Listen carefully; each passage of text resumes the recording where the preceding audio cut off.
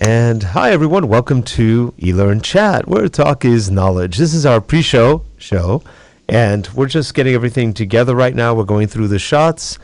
So this is Linda Joy next to me, and Hello. let's go back to the fourth shot real quick. So we're just prepping right now, and in the lower left corner with a big, nice smile, that is Dr. Risa Blair. Some of you may already know her. And in the lower left corner, we've got Lyndon Godsall, also Dr. Lyndon.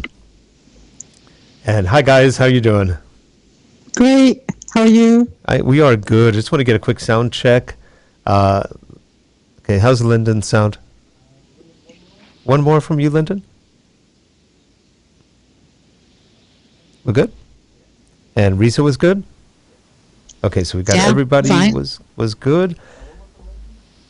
One more from Lyndon? Lyndon, one more quick Good sound check. evening from Miami Shores. Okay, good. Okay, so we are ready to go. It's going to be an interesting show. We're going to have a good PowerPoint presentation, a little bit open for discussion. We've got some people in a chat room, and other people are just kind of watching. So this will be up on Vimeo a little bit later. We're doing the live recording and the Vimeo recording for later on. So are we ready? Yep. Okay, so we're going to start the show recording in 3, 2, and 1. Hello, everyone. Welcome to eLearnChat, where talk is knowledge. I am Rick Zanotti, and I'm joined today by our lovely Linda and Joy. great co-host, Linda Joy. Hello, Linda. How are you today? I'm doing great, Rick. How are you doing? I'm doing great. Now, we're sort of cheating because Linda and I had a show earlier today. This is our second eLearnChat today, so this is an unusual one. So this is fun. Actually, this is our normal one. We had an unusual one earlier. But we're ready to go, and we've got with us Dr. Risa Blair and Dr. Lyndon Godsall. So they will be with us shortly. Why don't we do our intro? Here we go.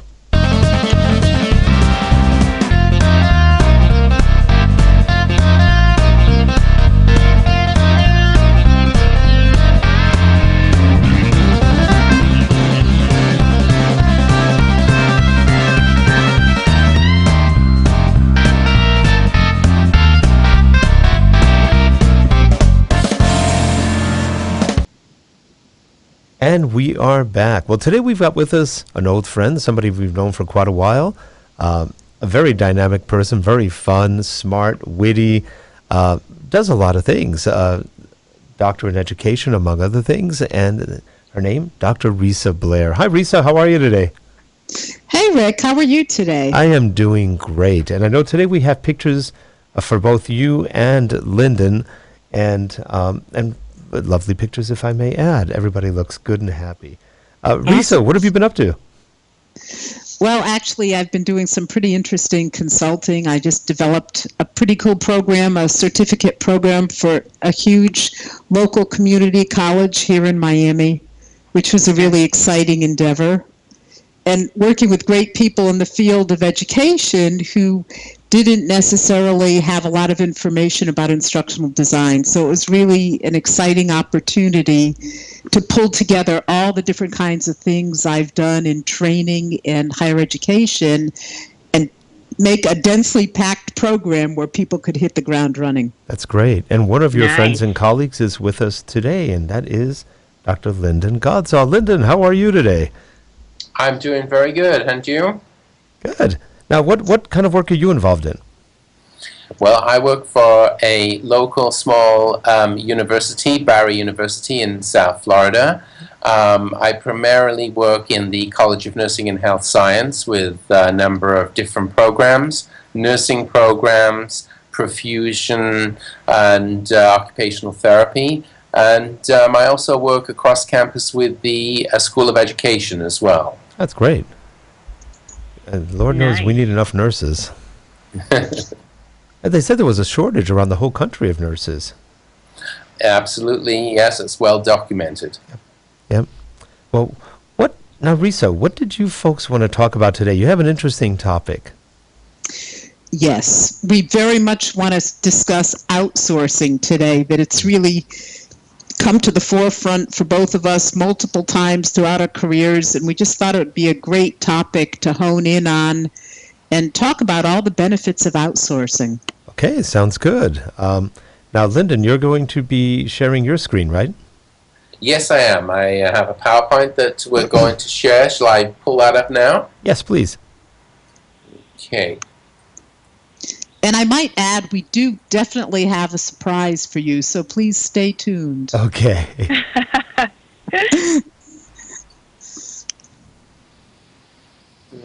Okay, so let me know if you are seeing the right thing on the screen now. Are seeing, yeah, there we go. It's a little, we're going to make it a little bit smaller so we can see it. It's just a little aspect ratio thing. There we go. I think that's, you can probably see it. You see, it looks like full screen now. Okay. Let me know when we're ready to go. It looks a little bit big to me. I'm just mentioning that, like some of it's cut off. Let's see. Hold on. We're just doing a quick check here.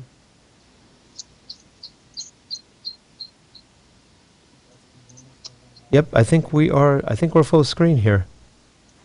Okay. Okay. So feel free to start anytime. Okay, great.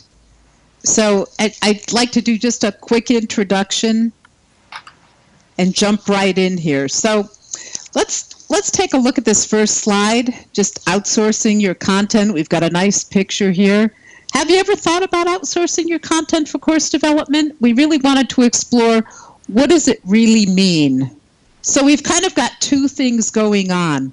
When we talk about outsourcing versus doing stuff in-house, we're potentially talking about perhaps using, a consultant, and perhaps that consultant is a local person, or perhaps we're actually offshoring.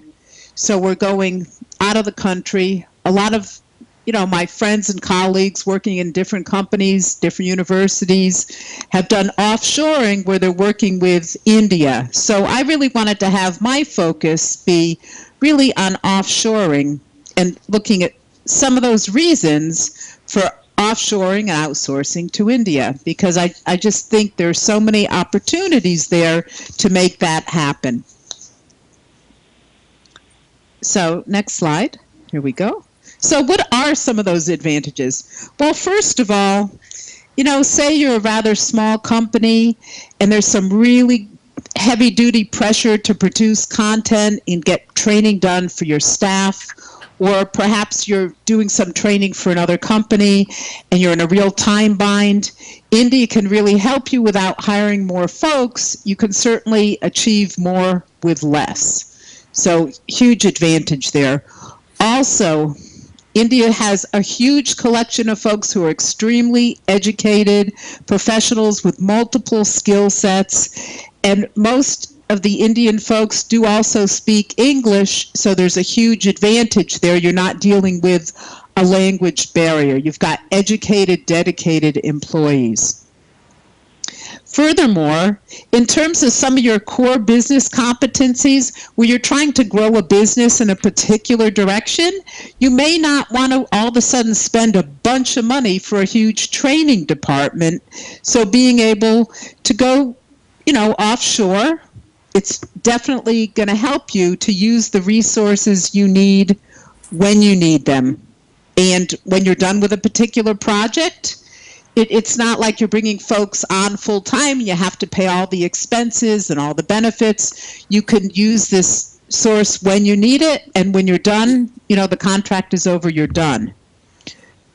Additionally, if all of a sudden you're trying to grow your business and you're going in multiple directions, offshoring, outsourcing gives you an opportunity to become more scalable. For instance, if you really want to try something and go in a different direction, again, it's that huge HR personnel cost by building out a huge training department with an instructional designer, with a videographer, with a voiceover artist, with a project manager, and all the other folks who may be necessary to develop high quality training. If you go to a country like India, you're able to outsource and just make that easy. And it makes it very easy for you to scale different kinds of projects. Additionally, let's be honest, let's look at cost. If any of you know anything about cost, going offshore, going to India can help us really save expenses in terms of taxes, not having to buy more computers, pay for cubicles, health insurance, liability insurance, salaries. And by the way, a skilled developer in the US could be $70, $80, $90, $100, $150 an hour, where when we're going to India, we can buy skilled folks for $15, $20, $25 an hour. So there's a huge discrepancy in terms of the fees you'd be paying in that way.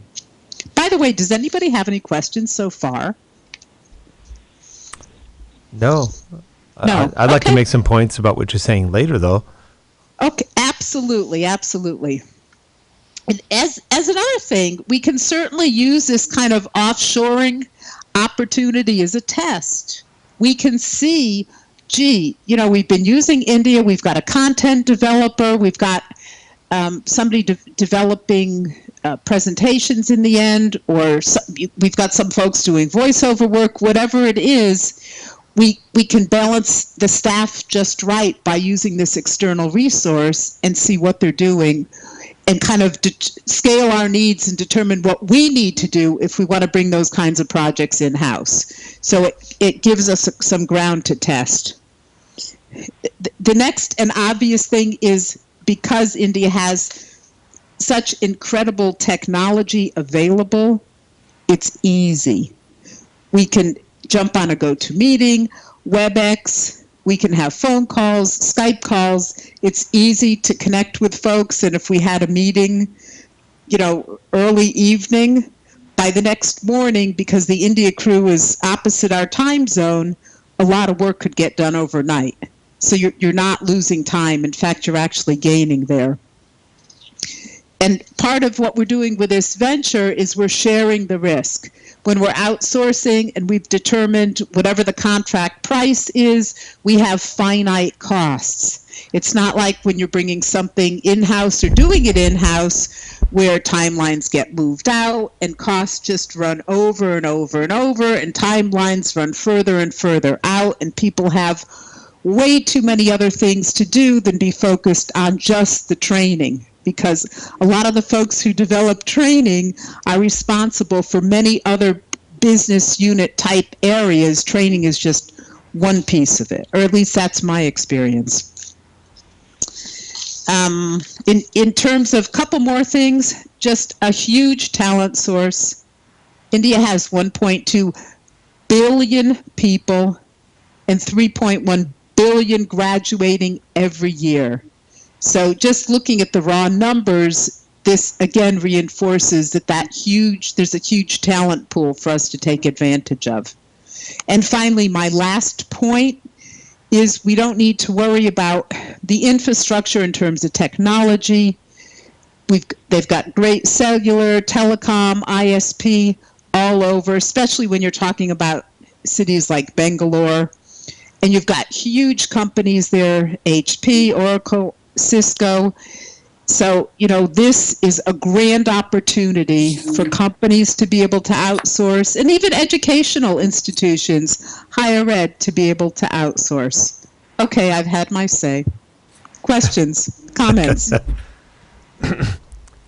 It's interesting. Is this the whole presentation? Oh, no. This is Rick. Yeah. This is only part one, and the surprise is coming. Ah, okay. Well, it's interesting. I've worked in IT. I was a vice president of IT in a couple companies and had a lot of experience with both outsourcing locally or globally, not globally, but let's say offshoring as well as outsourcing. And the points, the way you were saying them, can all be correct and they can all be wrong. It just really depends on what group you're using, the skill sets. There are some cultural differences that can actually be a real pain to work with sometimes. It's not a fast moving culture. In a lot of respects, you're going to get deadlines missed very often. What takes somebody a week may take a month, may take two. These are just from personal experience that we've dealt with some large and smaller Indian companies. We've also worked with Russians and Latvians and other countries where we've had much better experiences than in India. Communications may have sometimes been a little more difficult in India, sometimes in Russia or in some of the other countries. And I think part of that has to do with understanding the language and understanding the context is not always the same. And we've run into issues with both. Indians, I would agree with you. The Indians are very bright. They're very hardworking for the most part. As individuals, you get some very, very bright people like anywhere else in the world. In groups, they're not as effective. They suffer from hierarchical management. Things don't move up from bottom to top very well. There's not a lot of communication from bottom to top. And so you have issues. If there are problems, you don't have that Kaizen theory of, oh, stop the line, let's fix it. You have silence in many cases. There are changes. There are some companies that are more global, more aggressive. There's a lot that aren't. So there's some Indians that are graduating there, some Indians graduating here. And I'm not singling out the Indians as a problem. I'm just saying anytime you go offshore or global, you run into the possibility of cultural issues, of a very different approach to deadlines, to content development, and to understanding what content is. If you try to offshore graphics or stuff like that, graphics are hard enough locally in-house that taking it offshore, you're going to get a different look. We've seen many cases where we've sent something graphical offshore and it looks like it's from that country, which may not be the graphics you want. And it's a little hard sometimes to exactly stress what you're trying to get out of the situation. So the cost, here's one of the myths about Indian costs. Yes, they're cheaper individually in the short run, but because they have a lot of overruns, they tend to work in larger groups, even though you don't need to. A lot of times that $15 or $20 an hour winds up becoming over $100 an hour when you start looking at the final costs of a project. That's sort of a myth. Not always, but it can happen very often that you have major cost overruns. We've just seen it. I know a lot of large multinational companies that have offshored. Some brought it back, some still offshore. The costs are nowhere as cheap as they appear to be upfront. It all depends. It depends on the company. It depends on who's doing the work. I wouldn't say on the whole everyone is going to save you money. Maybe. You may actually spend a lot more. You may also have an issue that if Indian management is not available, this happened to us in one case with an outsourcing firm, and I know other companies have been through the same. Management wasn't around at the time the projects were going on. Nobody was managing the project. And we had one case that we were waiting for about a month for something. When it was due, nothing was finished, which caused us to work a whole weekend. About 4 of us worked a weekend and finished what they tried to do in almost 6 weeks, and we're going, okay. So it really just depends. It just depends on who you're using, how well that company is structured, how well they work. Look at Adobe.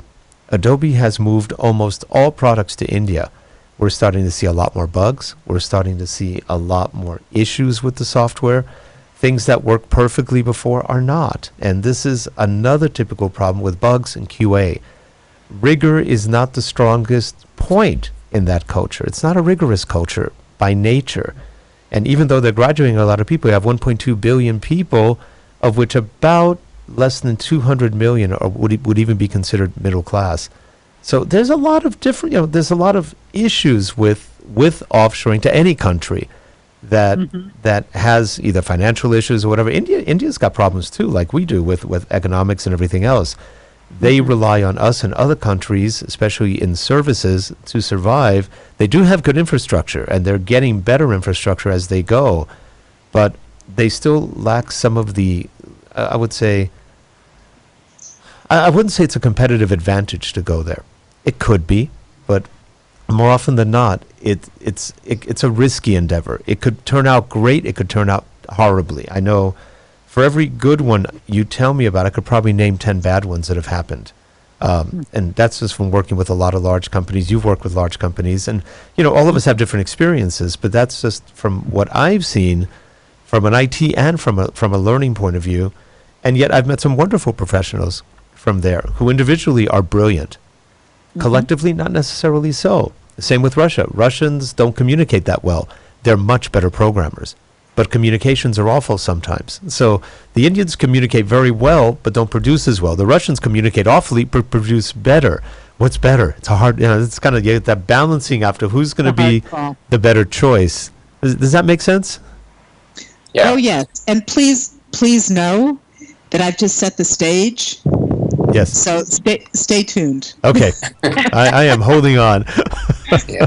I got elected to set the stage. We'll put it that way, because now it's Lyndon's turn. Okay, Lyndon. And now you're going to hear the rest of the story. Okay, great. Nice. So we've kind of set the stage about kind of outsourcing what you want to do, and we are concentrating on particularly outsourcing online education initiatives in any kind of institution, from a very small college to a large, university or whatever. And one of the fastest growing market segments in the ed tech area, and probably one of the least understood, is this notion of online program management. And after some more research into this area, we really wanted to call this presentation OPIUM, which, if you look at the acronym there, Online Program Management, if you put an I and a U in there, you get the name of the drug. And it seems to be something that is spreading across this area of online education amongst particularly colleges and universities. Just recently, they were saying that there's in excess of $1 billion being made by these companies who are offering, this idea of outsourcing this management of your online programs.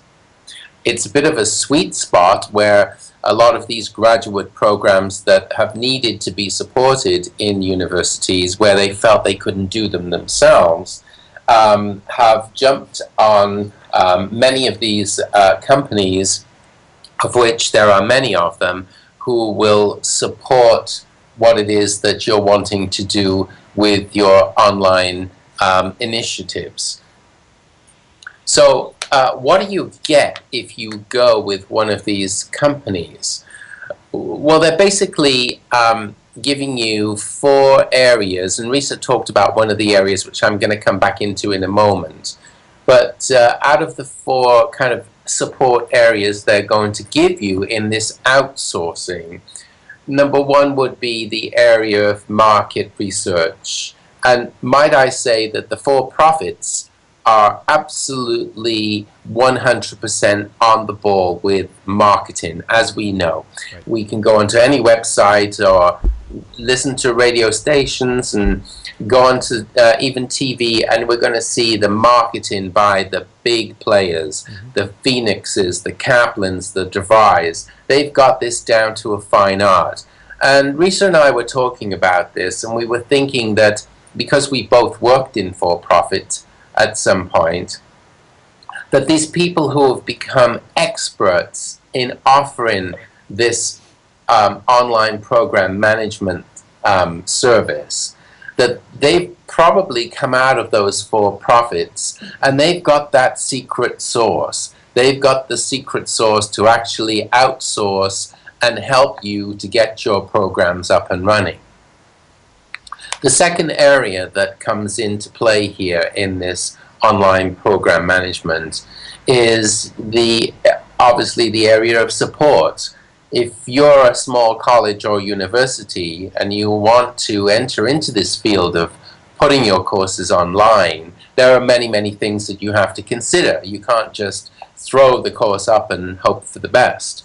You've got to offer students a lot of support in all these different areas. You've got to have a help desk that doesn't just work from 9 to 5. That help desk has got to be there when most online students are actually working on their courses, which is not 9 to 5, but 5 to 10, or even in the middle of the night if they choose to get up and do their coursework. Well, are you going to have that kind of support if you're a university or college and you say, oh yeah, now we're going to put our courses online, let's now offer them. Well, are you going to pay somebody to work overnight and support a help desk? A third area, which is really important, is your enrollment management. Who's going to be there to take all these requests?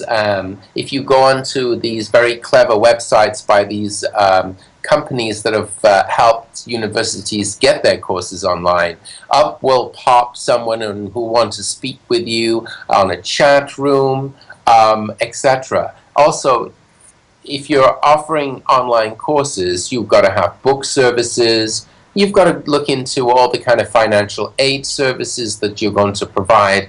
And also there are all these issues around compliance as well. So these are an awful lot of specialist areas that, let's go back to those people who worked in the for-profits. They have been through, hell and high water and got the formula right, which I think today most people would agree that the for-profits are doing a much better job than they were doing 10 years ago. So it's been a learning process and people have got that. And the final area that I really want to zoom in on, having set the scene twice now, is this whole area of managing that learning management system, working with your faculty on instructional design, training your faculty to be online teachers, and also helping recruit your faculty. So we're into a whole different area here. We're having to create content that would traditionally be in one format that now is going to be developed and delivered in a completely different format. And there's a lot of different skills involved there. But I also want to draw your attention back to the opium of what we're talking about. We're talking about these companies like Pearson, companies like Blackboard, Orbis, Learning House, many of these companies who are going to gladly support you and offer you those 4 distinct areas of support. They'll come in and market your programs and set things up, but at a cost. And it's becoming well documented that these costs are hefty. You could be entering into a contract of 7 to 10 years. And why are these contracts so long? They're long because you're not going to make a profit until you're into your 3rd year. And they're going to enter into these long contracts with you, and you could be losing 50 to up to 80, I know it sounds unbelievable, but it's documented, up to 80% of your revenue to that company that is supporting you to transition from being a traditional face-to-face delivery of content through to an effective and marketable online university or whatever it is your institution is. Now, there are other aspects here that come into play. So, how do most of these companies, who we call OPMs, work with an institution like yours? Well, 20 years ago, when this all started and somebody said, oh, this is a great idea, I'm going to start a company that can support all these institutions that want to get online because they don't know how to do it. And of course, 20 years ago, people didn't know how to do it. Whereas today, there are more and more of the secret sauce that have, seeped out, and people understand what this whole process is about. So you've got these companies who are probably still just pumping out courses almost like a buy your program off the shelf, which I've worked in various different educational institutions where reps have come in from Pearson and different places. Right now I work in a school of nursing, and they were offered, oh, you're going to do an RN to BSN online, which is a very common occurrence in nursing schools. And we said yes, and they said, oh, we already have that done for you. It's in a package. You can just plug it in and play. Well, where is your identity in that? Are you just buying a course offline? Let me see, let's buy this course and plug in a few adjuncts, and off you go. Well, you're losing your identity. Is this really your school that developed this with its flavor, or do you not really care?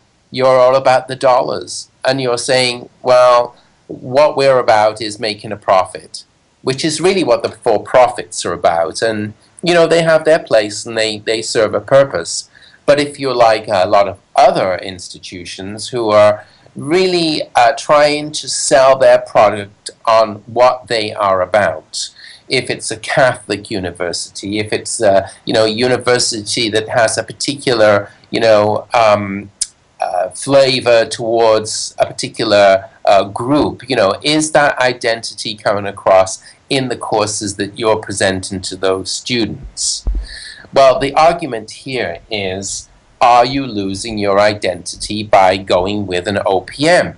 You're not only going to be losing your identity, and we've talked a little bit earlier on there by setting the stage and using, offshore resources, that what is coming into what you're doing. And then I go back to my life in the for-profits, where we did go from offshore to onshore to offshore. We could never really make up our mind what we were doing.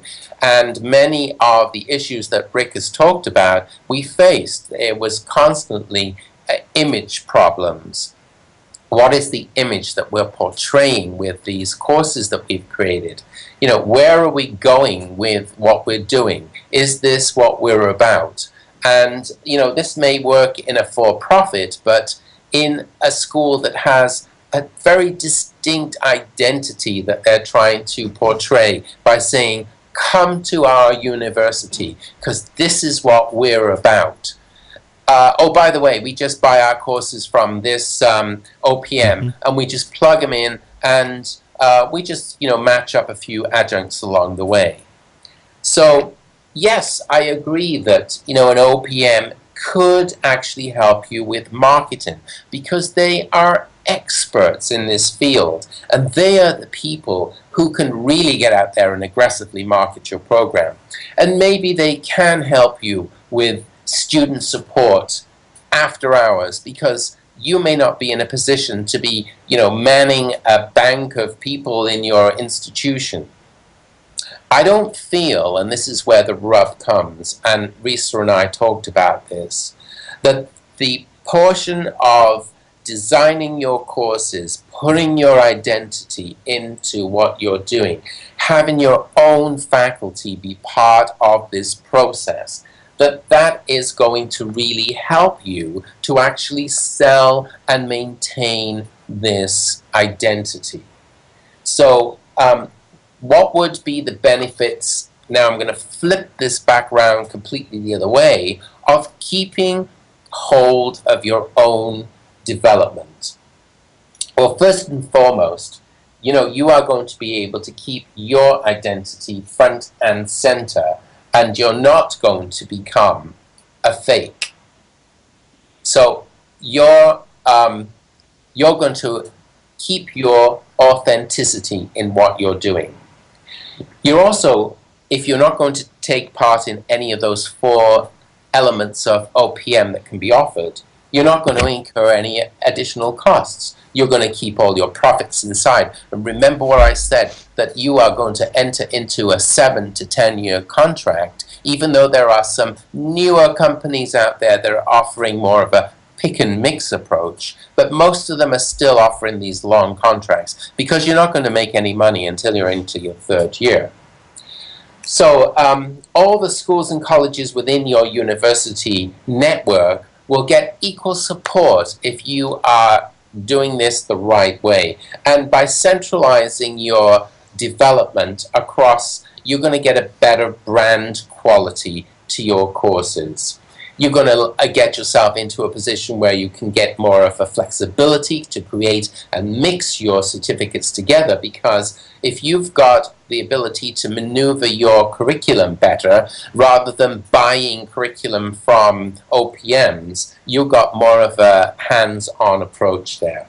And then this is going to ensure that your effective instructional models that you're using right now are tailored to your specific courses. The other thing that we have to consider, that this guides your faculty and department into understanding the capabilities of the different delivery systems, because you need to work with faculty and train them into this new modality.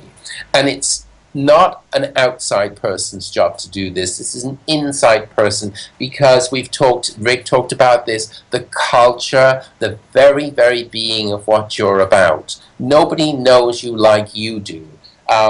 Different organizations can come in and do, surveys and analysis of your scenarios, but nobody can actually know and be as authentic as you would be yourselves. And wrapping up here, you may already have, such as institutions I've worked in, they work with beings such as like Quality Matters or Blackboard Exemplary Course, and you may have a very high level of standard in your course delivery. And you might say, well, this is exactly what I want for everything that we want to deliver in an online or distance learning blended format. And by buying your courses from your OPM, they may not be of the same standard. A little case study here, that there was a case where courses were bought by a particular university because they had to get a lot of courses up very quickly. And what happened was, when they looked at the quality of the courses that were being delivered, they were extremely inferior to what they thought they were going to be and what some of the courses that they delivered themselves. So bringing this all back around into what we're talking about today is this notion of, should we outsource and go running off and making contracts with OPMs and getting stuck with this model, or is it something that we should be tackling ourselves? Even though it might be a hard job to do, it's something that we should keep in-house. And yes, those 4 items of marketing, student services, enrollment management, and course delivery sound very enticing, particularly if you're thinking, well, they're just going to do everything for us. We'll just sit back and roll in the dollars. I think it's a mistake, and I think the last thing I want to mention is that you have to remember that 90% of those OPM companies are for profit. And you may be sitting out there in a non-for-profit or some other kind of institution, and what you're actually doing is you are bringing in the for-profits into your area. That may be another thing that you may want to consider, and something that might not jive with your particular mission statement or what you're about. So wrapping this up, we started off with maybe you thinking, oh, they're all for outsourcing. And then we're coming back full circle saying, well, this may or may not be the right thing for you to do. And also the fact that this is education's kind of dirty little secret, as in, this is going on, but are the customers really aware of that? Lyndon, I had a couple quick comments I wanted to add to this. And one of the things was, in terms of outsourcing, I know that all of these educational institutions need to do required training, to deliver required training, and I know it's a little different than higher education per se, but you and I spoke before, and I think it makes sense if you need specific courses in a very timely fashion, one shot, I don't mean courses, training for your faculty, for your staff, there may be an opportunity there to use outsourcing where, yes, we're somewhat concerned with the quality, but more concerned with checking off the box that everybody did the safety training this year, or they did the computer training, or did the FERPA training, or whatever the specifics are, that outsourcing may make sense. And the other thing you and I talked about was the whole model of continuous improvement with most educational institutions today, where at least in all the roles I've had in academia, there's always been emphasis on looking at the data, looking at the analytics, looking at the outcomes, looking at the performance, and pulling the results and seeing where changes needed to be made, what kinds of changes needed to be made, and to be active with that continuous improvement process. I think it becomes tremendously difficult when you have to engage offshore to make sure that happens because of the time delays that we've both experienced in that kind of a situation. Well, one thing I noticed as you were both talking, the different approaches is, and just listening to what Lyndon was saying, I would say there's room here for a breakup. Separate content from structure, or from the operational management. Because in essence, you could use the OPM's structure, their infrastructure, but you don't have to take their content. Ideally, it would make more sense. And one of the things that Lyndon, you were saying is that the content, if you buy, let's say, canned content, is like tuna. It's canned. You got tuna. You're not going to get much more than that. You're going to get tuna. It may fit some cases, may not fit all. It's usually the average of all things. It's not necessarily personalized, and it doesn't give you any wisdom or any experience. It just gives you facts more often than not. So when you as an individual college, you have your professors, your teachers, your instructors, people who've been in the field, people who teach, people who haven't, but they offer a different set of experiences, values, that are the differentiators like you were talking about, which make a huge difference between what student A learns and what student B learns from the tuna. So, and you always have that fishy aftertaste after tuna. So you're now not attracting people, and you may not have learned that much. Corporations are doing that all the time. Now, mind you, corporations spend a lot of time doing compliance and other things that have nothing to do with business. These are legal, lawyer abused issues that unfortunately cost companies billions every year that don't aid or help much in productivity or anything else. So that would probably happen in the world of and I think it is happening to a certain point in the world of education, where we're trying to make education an average, not something better, just a lousy average. And I think that's where the individual universities, like you said, the not-for-profits, wind up losing. Well, actually, everybody loses, but the not-for-profits lose a lot more because they've either got to get with the profit makers or start losing students, even though the profit makers are cookie-cutting the education, which doesn't benefit anybody really that much. I think it was really important what Lyndon, you were mentioning, the personality of a university, the culture of a university, what draws the individual students to study there. You know, this university stands for this.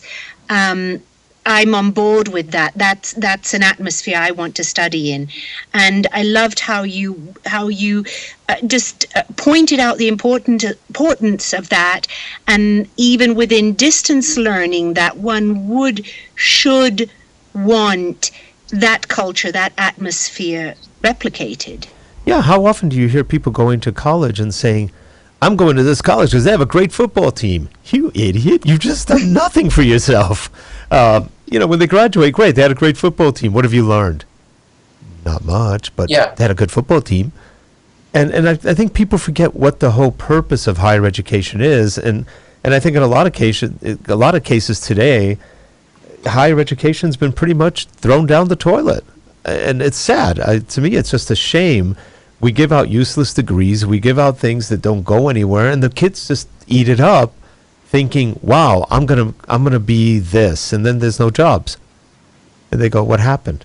They lied to me. They told me I was going to make $100,000 a year if I became a professional. Oh, I don't know. If I learned Spanish studies. Well, great, maybe, but probably not. Unless you're going to become a teacher or something else. And to me, that's not a degree. That's something that should be done as a hobby, something you want to really learn later on. But there aren't that many jobs in that. Maybe not. Maybe you can go into the foreign service if you know the language. But what I'm saying is schools have gotten so esoteric in what they're teaching in terms of useless teaching that there's not that much useful teaching going on. So now when you talk about the OPMs, we've just made useless teaching even more useless.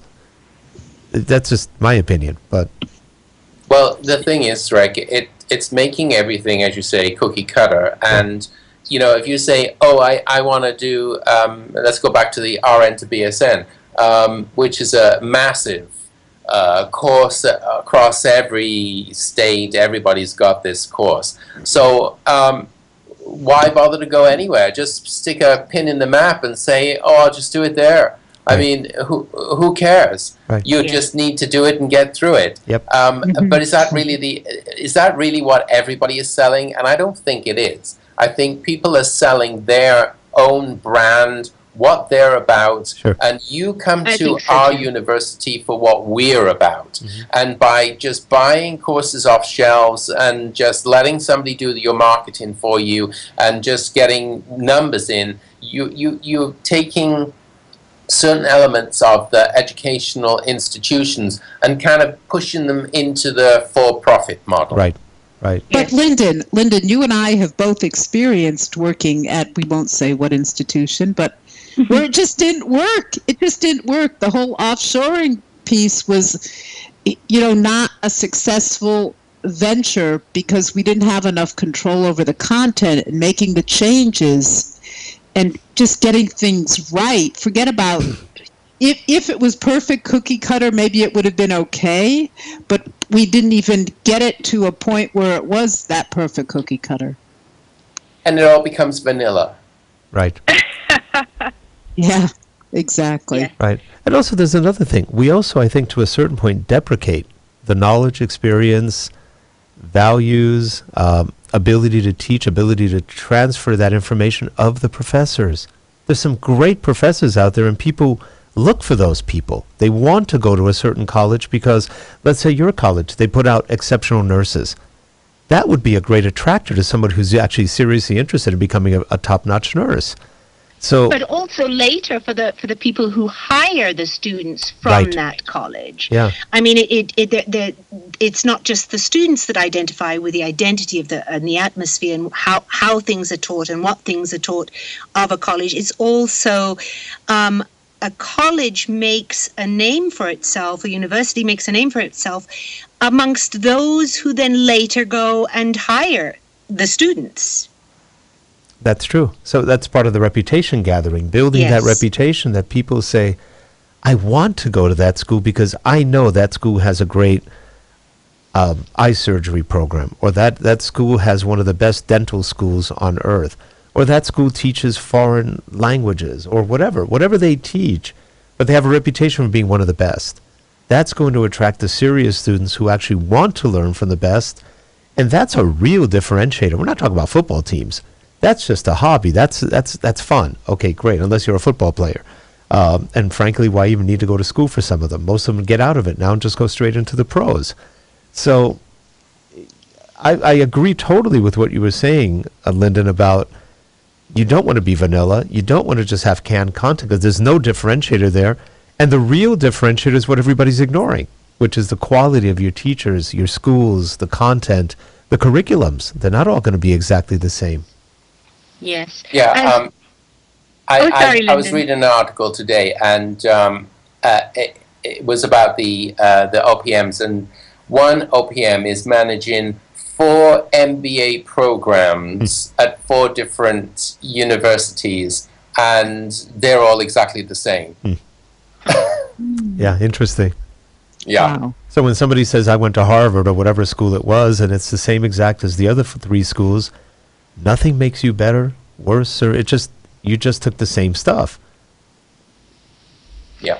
I also wanted to throw another thought in there in support of what you're saying, from the aspect of a voice talent. So I'm a voice talent, and we often get jobs from the outsourced market. So in your example, it would be from India. Most of us, so they need us. They need the American English, they need the British English, they need Spanish, which they usually can't produce in their own country. But the pricing is so that hardly any of us professional voice talents can work for that kind of price. So you really get, then they have to go to a somebody who's not quite professional, and it just shows. The other thing that was thrown out there, compliance training, those things, compliance training is considered boring, but that work, and I do a lot of compliance training as a voice talent, and the goal is to even compliance training make that interesting. I mean, you're not going to, tell this whole story with highs and lows, but at least be able to stay on track, and you need professional people doing that. Yeah. Agreed. But the one reason I brought up compliance training, why it may be okay, is because it's one shot. They're getting the compliance training and safety training, FERPA training, HIPAA training, whatever it is, right. One shot and it's done. And hopefully they get the facts right. Yep. And, the employee goes through it, the big green check mark. The corporation, the higher education institution has complied, and they can move on. Yes. No, it was clear to me why you brought that up, because that can be cookie cuttered, if something can be cookie cuttered. That's a tongue twister. Well, also, you brought up another point, I think both of you did, and that's kind of the concept of the blended learning. When you go online, it doesn't just have to be an e-learning course. There could be a teacher involved, which could be the presenter, who not only talks but also gives personal opinions, experience, technique, especially in the world of medicine, for example. One doctor may have a very different technique from another doctor. What differentiates him? And both techniques could be perfectly valid, but they both have different reasons why they really like their technique. But that's something that they could teach students. Here's my technique. Student can then go to a different class and learn a different technique. But if it's cookie cutter, you're not learning anything except the average considered good technique. And that may not be the best technique. Agree. True. So, do we have any questions or anything? Because I think we've made our point. Yeah, I think it's a very good point, actually. It was a huge lightning bolt just now right over Lyndon's house. And I'm just hoping our power stays on. Oh my goodness! So that was the for-profit lightning bolt, but Yes, that was the aha moment. that was the first one. They missed you on the first one. Let's hope they don't get you on the second. No, seriously, those are really good points. I think both of you made very interesting points, and it was kind of like the pro and the con, but both were balanced in terms of here's what could happen, and Yes, exactly. And boy, in our world of and it's not black and white out there like everybody thinks. There's so much gray and so many different things that could affect any one of those outcomes, and that's I think the beauty of it. And you're right. I hadn't really thought about this, but there is so much of that OPM going on right now. Then how do you differentiate a college? Tons of it. yeah, and you can't get an answer if you go to if you secret shop in one of these universities and you say, will I get a real professor or will I get an adjunct? And do you make your own courses, etc.? And no one will tell you anything. Interesting. It's very difficult to get any information. Yeah. You have to know somebody on the inside. Yeah, interesting. Those are the dirty little secrets. Wow. Yeah, it's fascinating. So where do you think it's going? Well, I think these OPMs are going to be around for a long time because, unfortunately, some of these smaller universities, and even some of the larger ones, they just have no faith in themselves that they can do these things. And it just is amazing to me to think that, it's just a very straightforward thing. I mean, just grabbing one article this afternoon and looking at it, it gives you the formula. The secret sauce is there. You just need to be able to implement that and get it going. But some people just think they can't do it, so they just panic and reach out to these companies and say, sign us up, you do everything for us. Right. Well, but the sales pitch from these OPMs is pretty solid too. When you start looking like my 10, item bulleted list, that you're going to save money, that you don't have to bring on extra employees and pay the HR costs, and it's a scalable solution. I mean, they can deal with a pretty good sales pitch to encourage, especially, as you say, Lyndon, a small institution, a small company, get them on board. Pretty easy sell. Yeah. It's enticing.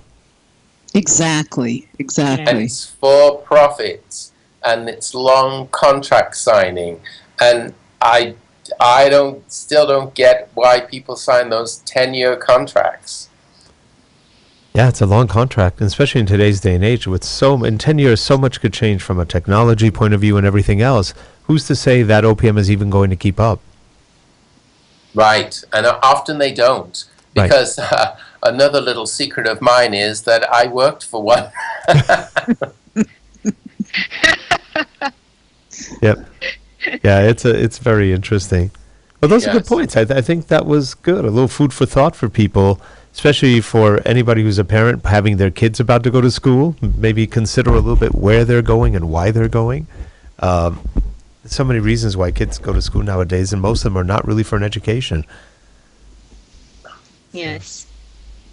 But I would also like to point out that both of you, both Risa and Lyndon, both of you have talked about the art, I just use that word, the art of distance learning, developing courses where you don't know you don't know who you're teaching to. I heard you on a video, Lyndon, saying, and I've never met my students in so many years. And Risa, I heard you referring to it's like working blind. So what you do is working blind. You don't know who's going to be listening. You don't know what level of understanding your audience brings, and yet both of you are able to do it. So there should be more of you out there. Well, no, we don't want that, because we need the work. Well, it's a wide berth of students from such great skill levels to needing such support. It's huge across the board, and we're seeing more and more. To me, at least, over time, I'm seeing more and more students who need more and more help in the online environment. Yes, and I could imagine that's what makes people feel, or institutions feel, that they cannot develop the learning programs themselves. But obviously, both of you have capitalized on that. I mean, really developed that aspect of how do I teach to so many different levels. Exactly. Without the feedback. Mm-hmm. Well, and we do get a little feedback, but it's not like standing in front of the classroom where you're looking into everybody's eyes, and as a professor, in a nanosecond whether the students have gotten it or not. Yep. Mm-hmm. And in fact, back in the early days of distance education, I think Lyndon too was probably an early adopter to sign up to teach online. They came to us and said, okay, who'd like to teach online? And it was the brave ones who said, I'll do it, I'll try, I'll do it. Yes. And we jumped in and we got our feet wet and we tried and we gave it our best shot. And over time, we got better and better, and we developed the courses ourselves from the beginning. We worked with whatever tools we had to make it happen, and what worked, we kept. What needed tweaking, we tweaked. What didn't work, we tossed, and we did something different with it. So again, it was that whole continuous improvement thing. And it's very different when you're the professor and you're developing everything and then you're teaching it. You know it inside and out, beginning to end, what the intent of where you're going with it versus where you are being brought in to teach an online course and everything's there for the students and there for you. You kind of almost need to take the course as a student so you can feel all the impacts and understand and learn everything that's going on in the class because you didn't write it. And so over time, because the Department of Education has gotten so very strict with online universities, especially the for-profits, we've gotten to a place where we're looking at the outcomes and the competencies and the data analytics and making sure we're testing and double checking and testing again that students are actually learning what we said that they would learn, we're doing what we set out to do with them. It even becomes a little bit trickier. There are a lot more elements in the mix than back in the early days of distance learning. Yes. I'd get rid of the whole Department of Education, but that's a whole other issue. It's political. It's not geared towards making kids more intelligent or have better it's all about memes and what you want them to hear, and that's not education. But that's a whole other topic. Well, hey, we really enjoyed having both of you on today and sharing some of the opinions and thoughts, and I think it's a great conversation starter to make people think about that, because I'm typical of probably a lot of people. They didn't think much about the college systems and the OPMs and how things were really becoming that cookie cutter. I sort of, it's kind of one of those things you think about in the back of your head a little bit, but you don't think about it as that forefront thing. It's very something to really consider, because it does either help or ruin education. I totally agree with what you're saying. Cookie cutters never do anything good. Not much. That make good cookies, but that's different. Anyway, we appreciate both of you coming on. If people want to get a hold of you, are you guys doing any kind of talks, webinars, presentations, anything soon? Not for me right at the moment. Okay. Neither me, but you can contact me either through LinkedIn or email. Okay, and we will put your LinkedIn. They were on your lower thirds here, but we'll put it also in the show notes. And if people want to contact you, I hope they do. That's fine. That would be great. Well, thank you so much. Well, thank you. Thank you. Thank you. And for all you people watching, thank you for watching. And please subscribe. Give us your feedback. Let us know what you like, what you don't like, and get a hold of our guests. They have very good things to offer you. So we will see you next week on eLearnChat. Thanks, everyone. Bye-bye. Bye. Bye-bye.